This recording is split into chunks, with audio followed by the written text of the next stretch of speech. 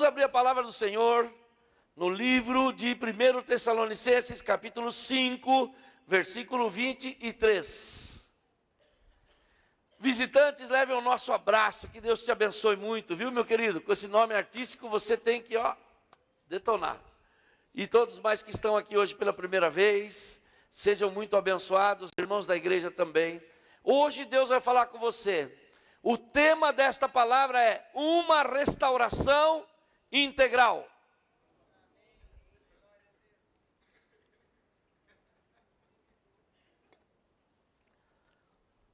Vamos ler juntos o texto de 1 Tessalonicenses, capítulo 5, versículo 23. Que o próprio Deus da paz o santifique inteiramente, que todo o espírito, a alma e o corpo de vocês sejam preservados, irrepreensíveis, na vinda de nosso Senhor Jesus Cristo. Aquele que os chama é fiel e fará isso. Hoje eu quero falar sobre a restauração integral do ser humano. O ser humano, quando se torna filho de Deus, é definido como alguém que é um ser espiritual, que possui uma alma e habita num corpo. Repetindo, somos pessoas espirituais, que possuímos uma alma e habitamos num corpo. O texto que lemos fala que a atuação de Deus vai nos santificar inteiramente. Nosso espírito, nossa alma e nosso corpo sejam preservados, irrepreensíveis até a vinda do nosso Senhor Jesus. Hoje eu quero falar sobre esses três aspectos, três dimensões do ser humano: espírito, alma e corpo. Na definição, o que é o espírito? É o sopro de Deus em nossa vida. O espírito é aquela parte do ser humano que é despertado por Cristo quando a gente aceita Jesus. Enquanto você não tem Deus no seu coração, o seu espírito está dormente, adormecido, não funciona, não se comunica. Mas a partir do momento que você tem um encontro com Deus, o seu espírito é despertado para as coisas de Deus. O seu espírito é a parte imaterial da sua vida, do seu corpo, e é eterno. É a parte que se comunica com Deus. É a parte que voltará para Deus. A Bíblia fala em Eclesiastes 12, 7. E o espírito volte a Deus que o deu. A alma já é diferente. Ela compreende a mente, isto é, o raciocínio. Ela compreende a capacidade a vontade, que é a capacidade de escolher, o arbítrio. E também compreende as emoções, que são os sentimentos, a capacidade de sentir alegria, tristeza. Tudo isso reside na alma. A terceira parte que o texto nos ensina é sobre o corpo. O corpo é o mais fácil. É aquilo que você vê. É o ser físico, exterior. Aquilo que é mortal, aquilo que é material, aquilo que adoece e aquilo que vai ficar enterrado ou cremado. Esse é o corpo que é enterrado. A Bíblia fala no mesmo livro de Eclesiastes, capítulo 12, verso 7. E o pó volte à terra de onde veio. Porque Deus formou o homem do pó da terra. Sabia disso ou não? A Bíblia fala. Quando a palavra de Deus fala de santificar o corpo, a alma, o espírito, e a palavra santificar significa separar para Deus. Fala comigo, separar para Deus. quer dizer que todo o nosso ser por completo, cada uma dessas dimensões, tanto o corpo, como a alma, como o espírito, essas três dimensões devem ser sujeito e transformado a Jesus. O senhorio de Cristo deve estar governando sobre cada uma das três áreas. Por isso que eu gostei muito das músicas que foram cantadas hoje. Aquela segunda música que fala que Deus é o Senhor, que Ele reina sobre nós, que Ele reina sobre a nossa vida. É exatamente isso. Então eu quero abranger um pouquinho esta palavra. A palavra senhorio de Cristo significa que Deus, que Jesus é o Senhor das nossas vidas. A palavra Senhor é dono, é aquele que comanda, é aquele que tem a propriedade. O Senhor é o dono da sua vida. Quando você diz Senhor, você está dizendo: Deus, Tu és o meu dono, eu sou completamente seu. Amém, gente? Nós não compreendemos muito essa função de Senhor, porque hoje nós estamos no mundo moderno, onde quem trabalha para outra pessoa tem um contrato de trabalho, ou a CLT, ou um contrato de trabalho, ou presta serviço dando nota fiscal. Mas na época bíblica, o Senhor era dono do escravo. Aqui no Brasil também teve escravidão, ele comprava os escravos. Então, quando você diz Senhor, você deve entender que você está dizendo: eu pertenço a ti.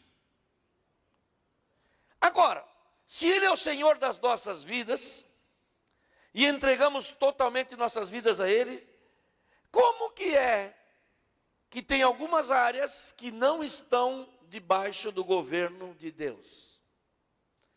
Como que umas áreas estão entregues e as outras você não entrega?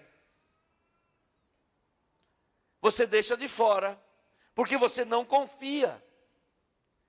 Como que Ele pode ser Senhor de uma parte e não é Senhor da outra? E Deus Ele não vai pegando as coisas assim, fala: isso aqui é meu, Ele vai pegando. Ele espera você entregar. Na verdade, quando não entregamos alguma área, é porque não confiamos ou não conseguimos confiar totalmente em Deus, que Ele vai cuidar daquela área. Amém, gente? Então, eu quero aprofundar um pouco esse estudo, esse raciocínio, e vou começar a falar de trás para frente. Vou começar a falar primeiro do corpo, segundo da alma e terceiro do espírito. Amém? O corpo, então, nós sabemos, olha para o seu irmão e fala assim: esse corpo vai para o brejo. É questão de tempo. Por isso as irmãs podem pôr o creme que quiser, mas vai para o brejo igual. Com creme ou sem creme. Cabelo de um jeito ou de outro. Né? Muito bem. O nosso corpo, ele deve ser santificado. A Bíblia fala: nosso corpo, nossa alma, nosso espírito. Mas como é que o meu corpo pode ser santificado, pastor Marco? Porque a palavra de Deus diz em 1 aos Coríntios, capítulo 6, versículo 18, eu quero ler com você esse texto, que é muito importante e fala que o nosso corpo é a habitação de Deus. 1 aos Coríntios, capítulo 6, versículo 18 e 19, diz assim: o perigo da imoralidade é o tema deste capítulo. Fujam da imoralidade sexual. Todos os outros pecados que alguém comete fora do corpo, os comete. Mas quem peca sexualmente, peca contra o seu próprio corpo. Acaso não sabem que o corpo de vocês é o santuário do Espírito Santo, que habita em vocês e que lhes foi dado por Deus, e que vocês não são de si mesmos? Vocês foram comprados por alto preço, portanto glorifiquem a Deus com o seu próprio corpo. Uau! Que revelação! Quer dizer que você tem que proteger, cuidar,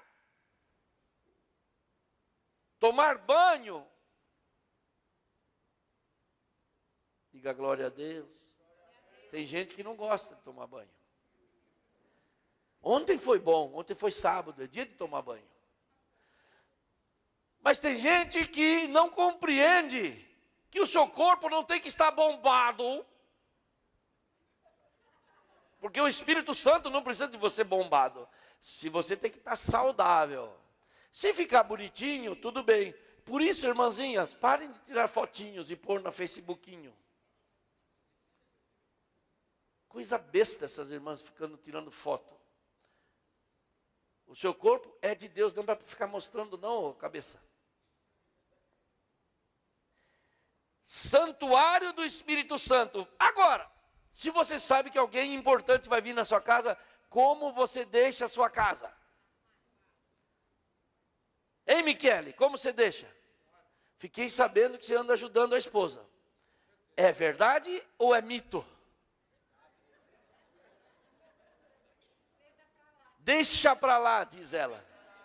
Olha só, caiu a casa para o teu lado. Quando você vai receber alguém importante, você guarda o sapato. Criançada, guarda o sapato. Essa meia, de que é essa meia? E vai arrumando as coisas. Por quê? Porque alguém importante vai chegar. Correto? Você não deixa de qualquer maneira. Agora, se eu dissesse para você que Deus vai entrar na sua casa, você vai deixar ela toda zoada? A pia cheia de louça? Aquela geladeira com o resto de comida faz 28 dias. É mensal. Não tem nenhum copo limpo. O banheiro está sujo. Você foi pintar o cabelo, sujou tudo as paredes. Que coisa. A cama, o lençol rasgado, o cara enfiou o pé, entra lá, não sai mais. Tem misericórdia? Não. Quando você vai receber alguém importante, o que você faz? Põe um lençol novo, uma toalha de banho cheirosinha, não é verdade? O banheiro você dá uma geral lá. A comida você põe a melhor toalha, os melhores talheres. Você não vai avacalhar com aquela pessoa importante. Agora, se Deus vai vir na sua casa, como você faz? Se Deus vai habitar na sua casa, como você faz? Olha que coisa interessante.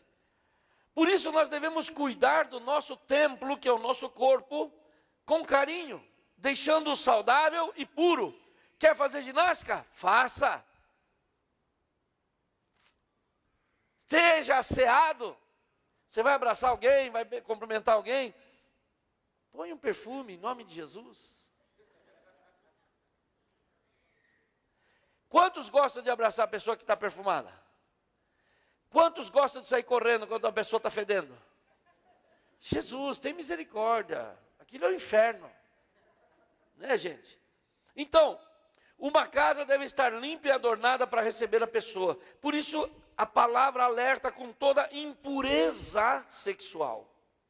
A impureza sexual está nos filmes, está nas novelas, está em tudo que a gente vê na televisão e no mundo hoje.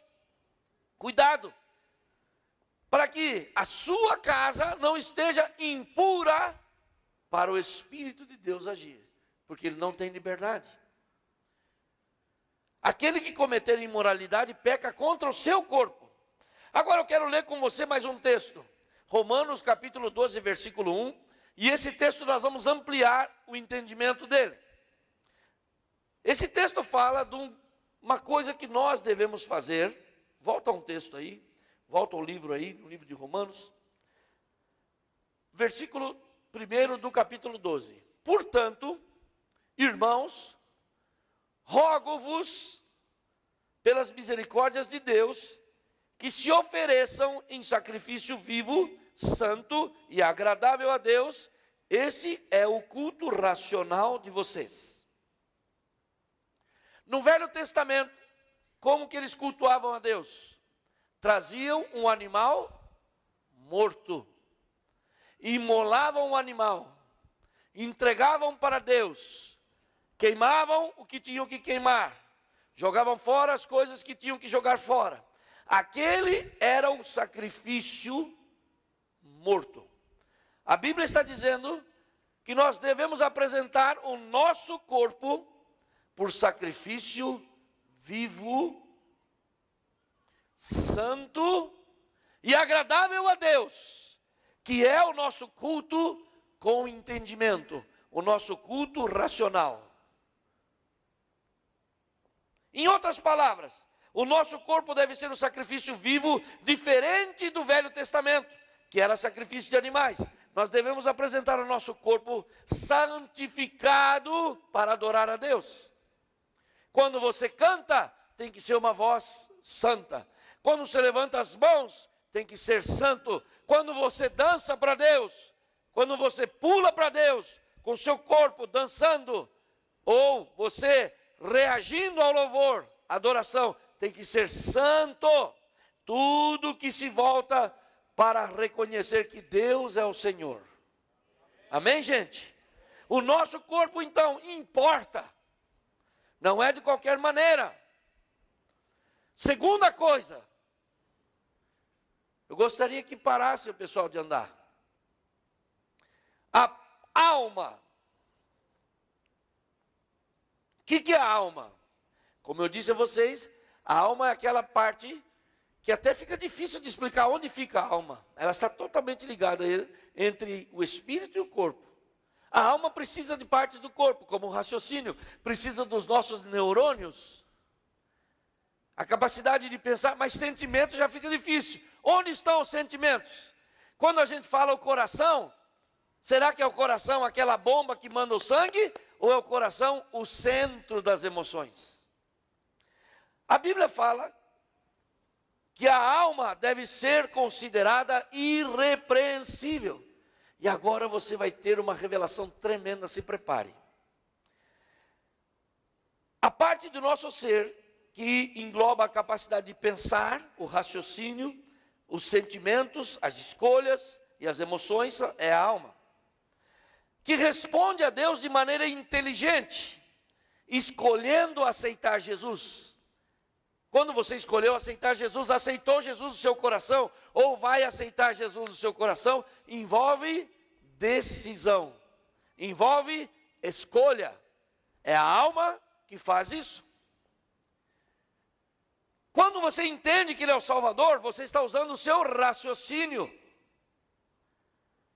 Quando você sujeita a sua vida através da vontade de Deus, você se curva, você se humilha, você se entrega como foi feito hoje no culto.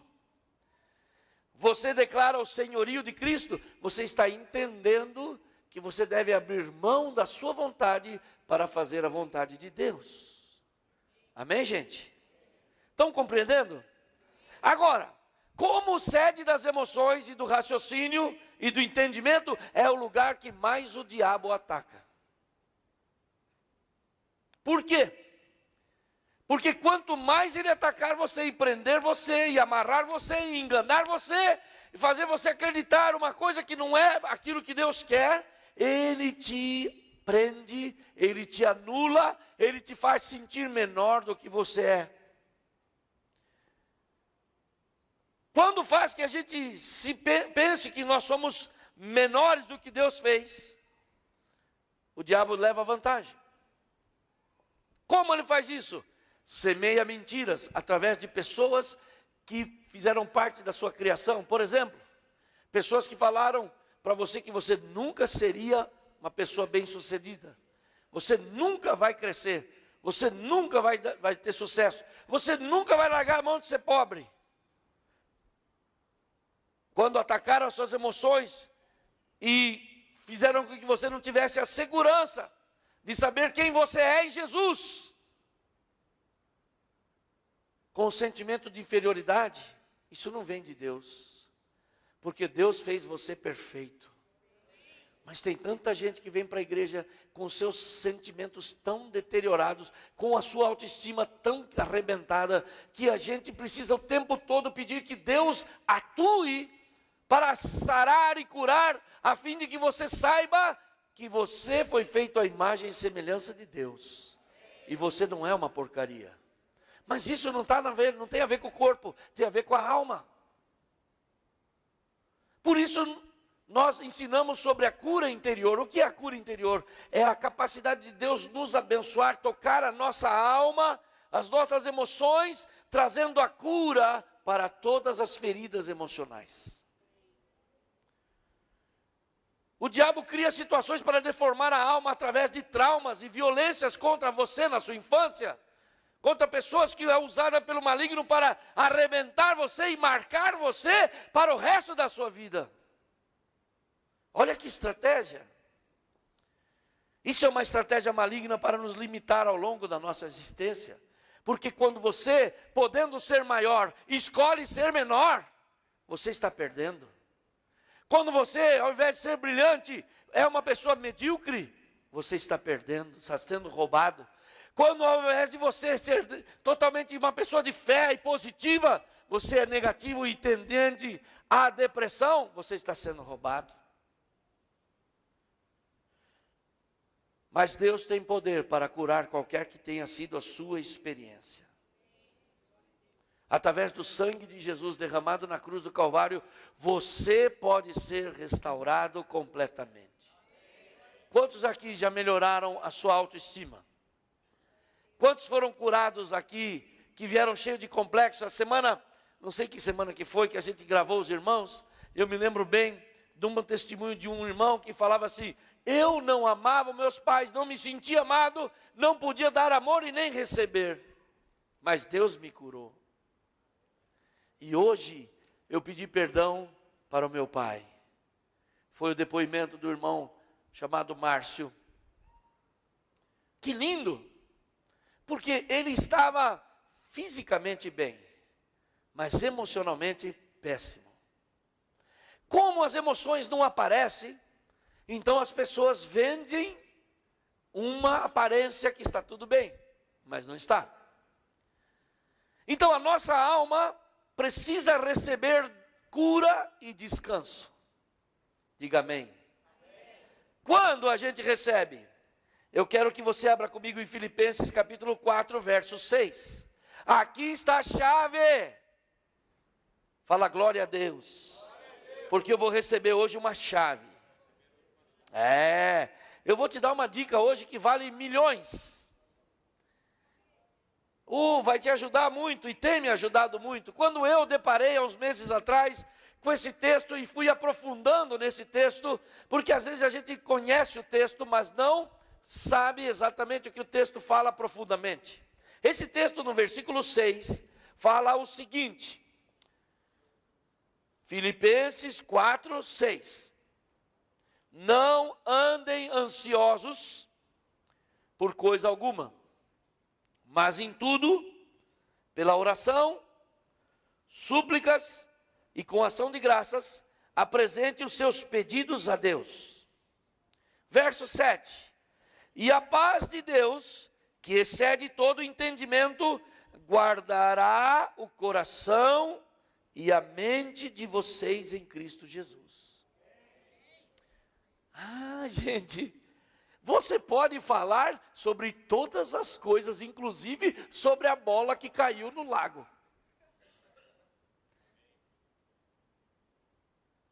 Você acredita que quando eu vou pescar, eu oro para Deus me dar peixinho? Quantos creem? Eu não oro para Deus me dar peixinho, eu oro para Deus me dar peixe bom. Por isso que sempre eu pego mais que os outros pastores que vão comigo. Eles não oram? Eu oro. Mas não é só sobre isso. Aqui a Bíblia fala o seguinte: há um caminho para você receber descanso. Lembra que o tema aqui fala o seguinte, que você não deve andar ansioso. O mal do nosso século é o estresse, a ansiedade. Mas aqui tem uma escapatória. Que Deus quer conhecer aquilo que está estressando você. E Ele fala o seguinte: não andem ansiosos por nenhum assunto. Mas em tudo, isso é, todos os assuntos, bola caiu na água, ora. Vai pescar, ora. Vai pagar aluguel, ora. Vai fazer um exame na faculdade, ora. Vai fazer uma entrevista, ora. Vai entrar num cliente para fechar um grande negócio, ora. Pastor, mas eu tenho que orar sobre tudo. Ué, você é amigo de Deus ou você é um estranho? Ele está falando assim, em tudo, grandes e pequenas coisas. Meu marido não me dá amor, ora. Minha mulher é bocuda, ora. Minha filha não está vindo na igreja, ora. Não só ora, mas olha só. Pela oração, que é você conversar com Deus. Pela súplica, que é uma oração ainda mais intensa, quando você está desesperado, suplicando, Senhor, opera, desesperadamente eu preciso. A oração, a súplica é uma oração mais intensa, mas ele fala com ações de graças. Mas pastor, o que tem a ver ação de graças ou agradecimento num momento como esse? É uma dinâmica que Deus quer que você faça. Coloque ele a par, suplique e agradeça, porque ele já vai operar. Na verdade, a Bíblia ensina sobre isso. Aquele que ora, aquele que pede a Deus, ele deve confiar que orou, que Deus já está operando. É verdade. Agora veja, apresente os seus pedidos a Deus. Grandes, eu preciso de uma casa. Pequenos, que o ônibus passe a tempo de eu chegar no serviço.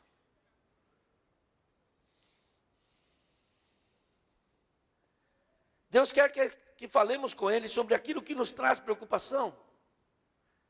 Às vezes é o seu filho, nem está em casa.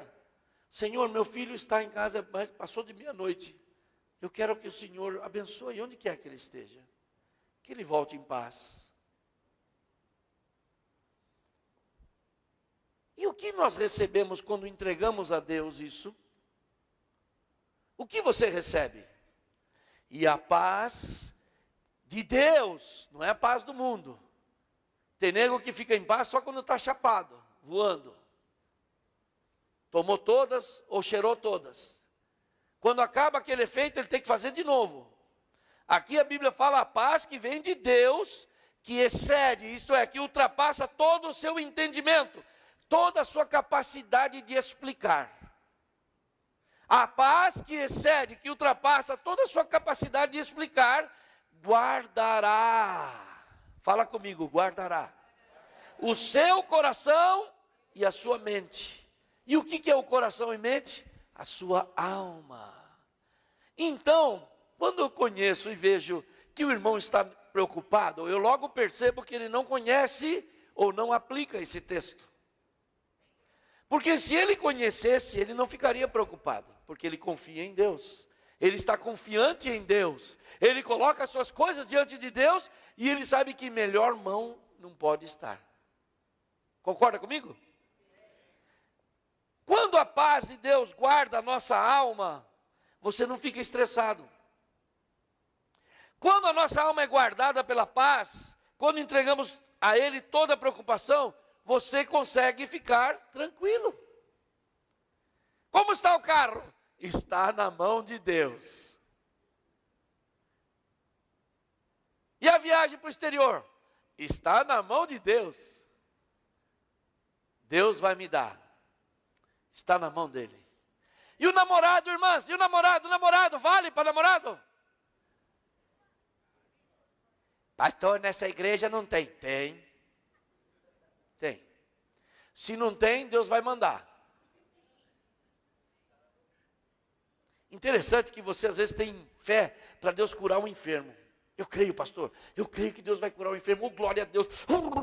Amém. Mas quando chega na segunda-feira e você tem que pagar a conta, você não crê no mesmo Deus que cura. Porque Deus só funciona para algumas áreas, porque a outra você não entregou. Aí você descabela. O que eu vou fazer? Meu Deus do céu, tem que pagar o aluguel. Tem que pagar o fornecedor, meu Deus do céu.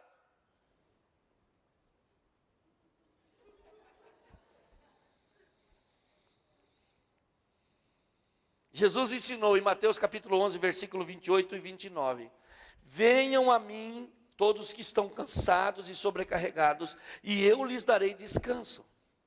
Tomem sobre vocês o meu jugo e aprendam de mim, porque eu sou manso e humilde de coração, e vocês encontrarão descanso para as vossas almas. Aleluia! Você pode descansar porque Deus está no controle. Fale para o seu vizinho aí, Deus está no controle da tua vida.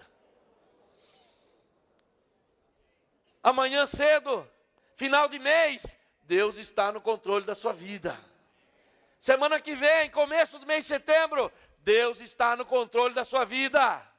E não seja você, língua de trapo que aprendemos semana passada, a não falar a língua negativamente. Não seja você que fala assim, eu não tenho dinheiro. Quando alguém fizer isso na tua casa, bate na boca. Não fala isso. Nós temos todos os recursos que precisamos. Estão na nossa conta espiritual. Vamos falar com Deus. Ensina os seus filhos, eu quero uma bicicleta. Não vai falar para Papai Noel, que Papai Noel não dá nada. Vai falar com o Papai do céu. E ele vai aprender a conquistar as coisas. Terceira coisa que eu quero falar é o espírito. Falamos sobre o corpo, falamos sobre a alma e o espírito. É a parte que se comunica com Deus. É a área que foi afetada por uma vida pecaminosa. E recebe o perdão de Deus através do sacrifício de Jesus. Quando alguém não conhece a Jesus, não teve encontro com Deus, é uma pessoa que o espírito está adormecido, inoperante. Não há comunicação com Deus, ele não conhece a Deus, porque o seu espírito não está funcionando, não está operando. Não compreende as coisas de Deus, porque elas se discernem espiritualmente. 1 Coríntios 1,14. Quem não tem o Espírito não aceita as coisas que vêm do Espírito de Deus, pois lhes são loucura, não é capaz de entendê-las, porque elas se discernem espiritualmente. 1 Coríntios 1,14. Então a pessoa que não conhece as coisas de Deus, ele não entende como você pode vir no domingo para a igreja. Ele fica o domingo inteiro tomando cerveja no bar e acha que está certo. Quando você fala assim, dá licença que eu vou para a igreja, ou espera que você não fale dá licença, porque você estava no bar com ele. Mas, se ele estava na sua casa, vamos supor. Qual é a enfermidade do espírito? Endemoninhamento. Os endemoniados estão oprimidos pelo maligno. Opressão espiritual. Enfermidades muitas vezes são de origem espiritual. Depressão é de origem espiritual. Até mesmo gagueira e surdez, porque Jesus repreendeu a surdez do menino, lembra na Bíblia? E Jesus expulsou o demônio, não orou para que ele fosse curado. Porque também, muitas vezes, o diabo oprime colocando enfermidades.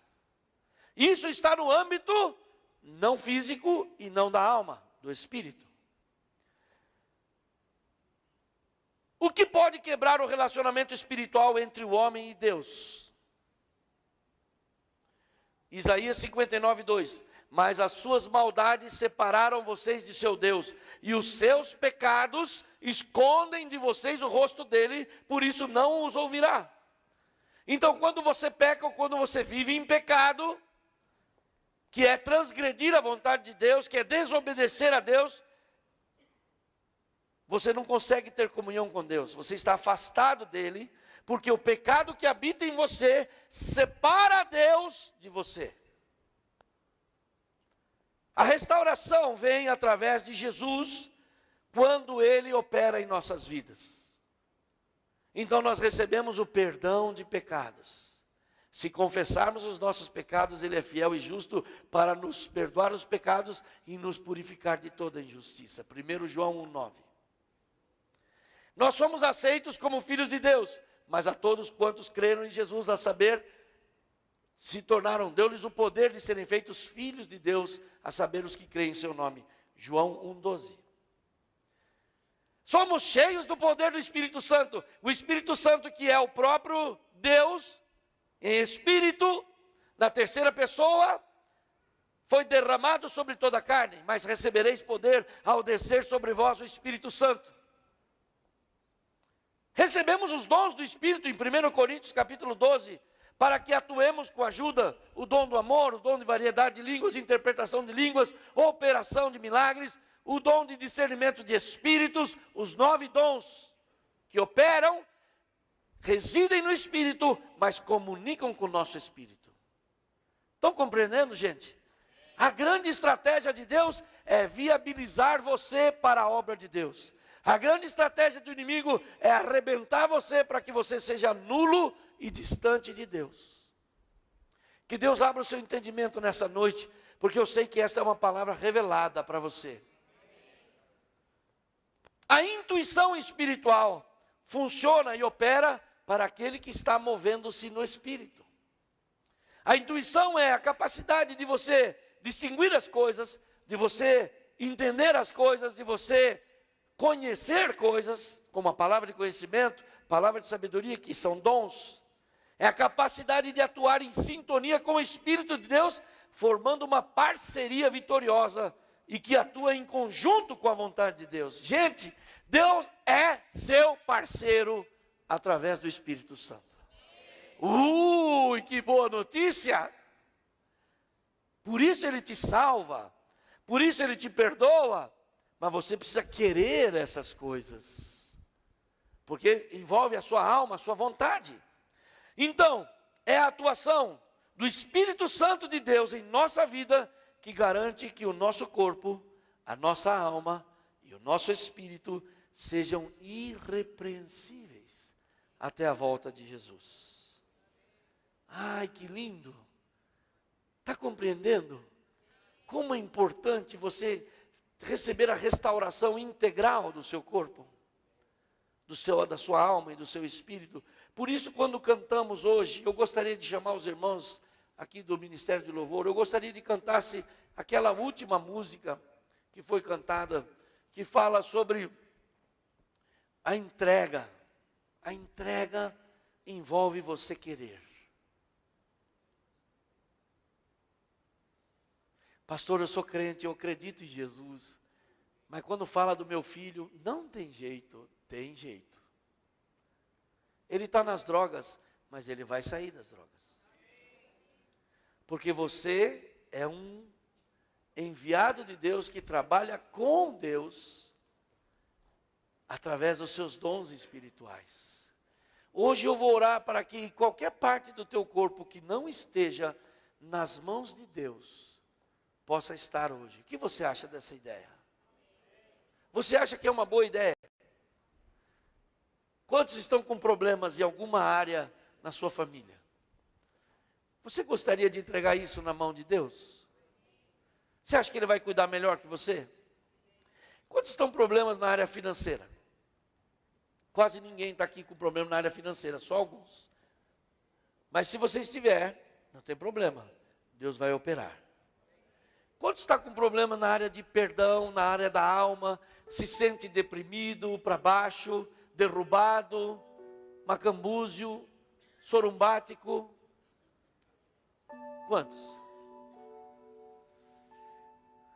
Eu tenho uma boa notícia, Deus é capaz de tocar a sua alma nesta noite. Deus é capaz de tocar o seu corpo. Quantos estão talvez aqui enfermos, com algum problema no seu corpo?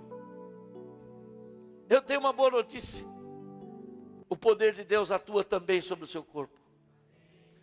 E a palavra de Deus diz em Tessalonicenses que nós vamos encontrar com o Senhor com o nosso corpo irrepreensível, a nossa alma irrepreensível e o nosso espírito totalmente livre de pecados e de forma irrepreensível.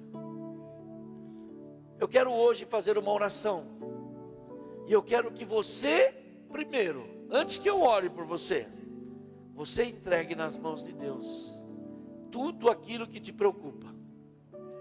Os irmãos vão tocar e vão cantar. E à medida que eles vão cantando, essas palavras vão tocar o seu coração e a sua alma, o seu espírito. E para servirmos a Deus não podemos ser almáticos. que quer dizer aquele que sempre está sendo movido pela alma, mas nós somos governados pelo Espírito, porque temos comunhão com o Espírito de Deus. Se você tem alguma área que você quer colocar diante do Senhor, fique de pé no seu lugar. E nós vamos fazer uma oração conjunta. E Deus está aqui presente e vai operar na sua vida.